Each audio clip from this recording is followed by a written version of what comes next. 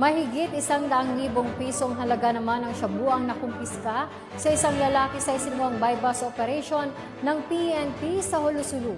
Ibabalita yan ni Patrolwoman Judy Ann Alibo. Nakumpiska ang 102,000 pesos halaga ng shabu habang arestado ang isang lalaki sa isinagawang drug bypass operation ng mga otoridad ng Hulu MPS sa Rizal Park, Serante Street, Barangay Walid City, Hulusulu noong 19 ng Marso taong kasalukuyan. Kinilala ni Police Lieutenant Colonel Anidol M. Sali, hepe ng Hulu MPS ang suspect na si alias Zorro, 25 anyos na residente ng Barangay Angilan, Omar Sulu.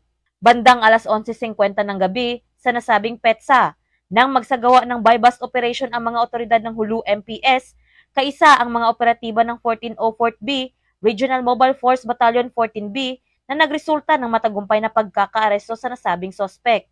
Nakumpiska mula sa sospek ang 15 gramo na hinihinalang shabu na may kabuang halagang 102,000 pesos, 1,000 peso bill, 7,000 bilang bypass money, 5 aluminum foil, isang pirasong lighter, isang cellphone, 7,005 coins, isang wallet, isang sling bag at isang unit ng Suzuki motorcycle. Mahaharap ang sospek sa kasong paglabag ng RA 9165 o Comprehensive Dangerous Drug Act of 2002 kapag napatunayang nagkasala ito.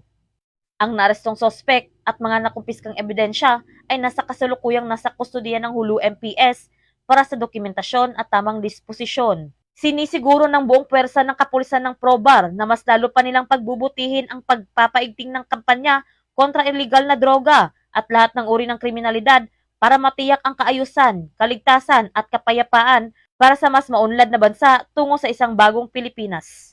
Mula rito sa reyon ng Bangsamoro, ako ang inyong PNN correspondent, Patrolwoman Judy Ann Alibo, alagad ng batas, tagataguyod ng Balitang Pulis.